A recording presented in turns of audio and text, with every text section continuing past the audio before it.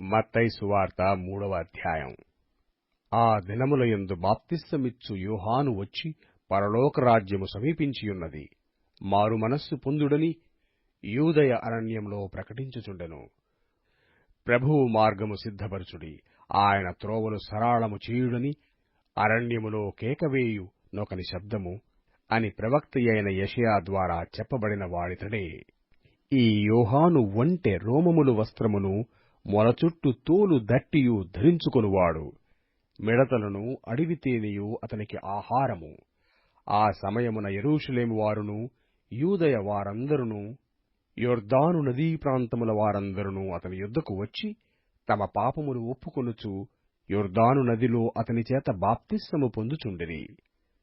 అతడు పరిసయ్యులలోనూ సద్దూకయ్యులలోనూ అనేకులు బాప్తిస్మము పొందువచ్చుట చూచి, సర్పసంతానమా, రాబోవు ఉగ్రతను తప్పించుకొనుటకు మీకు బుద్ధి చెప్పిన వాడెవడు? మారు మనస్సుకు తగిన ఫలము ఫలించుడి. అబ్రాహాము మాకు తండ్రి అని మీలో మీరు చెప్పుకొన తలంచవద్దు. దేవుడు ఈ రాళ్ల వలన అబ్రాహామునకు పిల్లలను పుట్టింపగలడని మీతో చెప్పుచున్నాను. ఇప్పుడే గొడ్డలి చెట్ల వేరున ఉంచబడియున్నది గనక మంచి ఫలము ఫలింపని ప్రతి చెట్టును నరకబడి అగ్నిలో వేయబడును.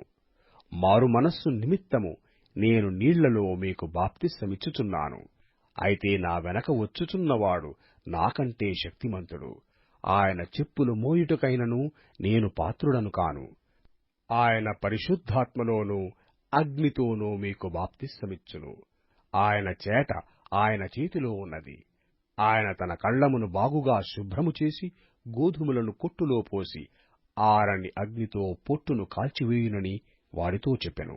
ఆ సమయమున యోహాను చేత బాప్తిస్మము పొందుటకు యేసు గలిలయ నుండి యొర్దాను దగ్గరనున్న అతని యొద్దకు వచ్చెను.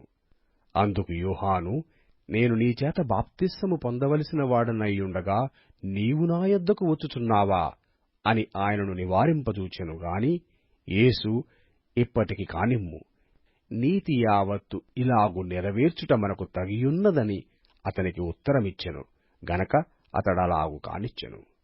యేసు బాప్తిస్మము పొందిన వెంటనే నీళ్లలో నుండి ఒడ్డునకు వచ్చెను. ఎదిగో, ఆకాశము తెరవబడెను. దేవుని ఆత్మ పావురము వలె దిగి తన మీదటికి వచ్చుట చూచెను. మరియు ఇదిగో, ఈయనే నా ప్రియకుమారుడు, ఈయన యందు నేనానందించుచున్నానని ఒక శబ్దము ఆకాశము నుండి వచ్చెను.